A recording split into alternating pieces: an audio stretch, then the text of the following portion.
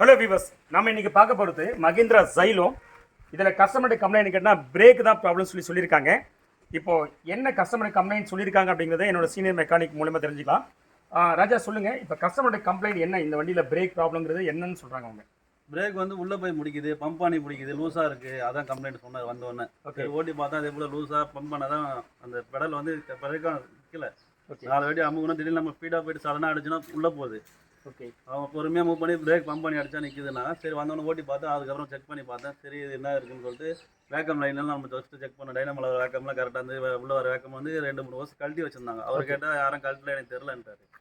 சரி நம்ம அந்த வேக்கம் வாஸ் எல்லாமே இருக்கா பெரிய ஒரு பொசிஷனில் சொருவிட்டு ஓட்டி பார்த்தா ஃபஸ்ட்டு படல் 2வது படல் நிற்கிது, 3வது படம் அப்படியே கழுத்த மாதிரி பிரேக் கல் மாதிரி ஆயிடுது. ஓகே, அதாவது நீங்கள் என்ன சொல்ல வரீங்க அப்படின்னா, ஆமாம் இப்போ பிரேக் அடிக்கிறோம் அப்படின்னா இப்போ ஃபர்ஸ்ட் 2 இந்த 2 டைம்ல நீங்க அடிச்சிட்டீங்கன்னா பிரேக் வண்டி நின்னுடுது.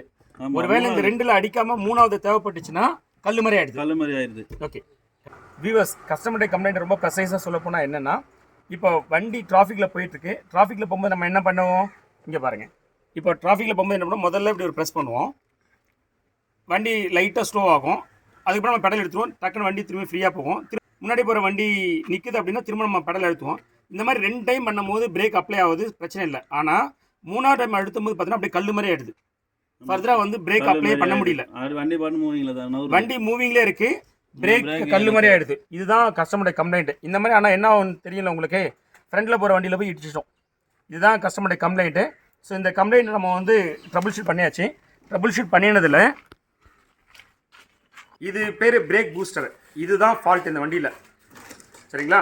இப்போ இந்த பிரேக் பூஸ்டரை இப்போ நம்ம என்ன பண்ணிட்டோம், மாற்றிட்டோம். ஸோ இந்த ரெண்டு யூனிட்டை மாற்றியாச்சு. மாற்றிட்டு இப்போ நம்ம செக் பண்ணியாச்சு. ராஜா சொல்லுங்க, இப்போ வண்டி டெஸ்ட் ட்ரைவ் பண்ணிடணும் இல்லையா?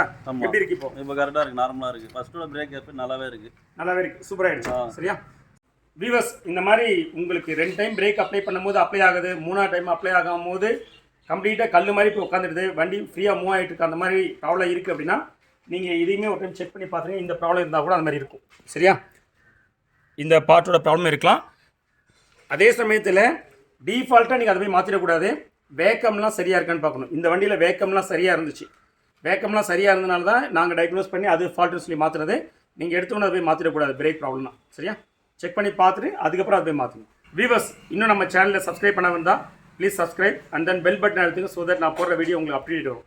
Thank you viewers.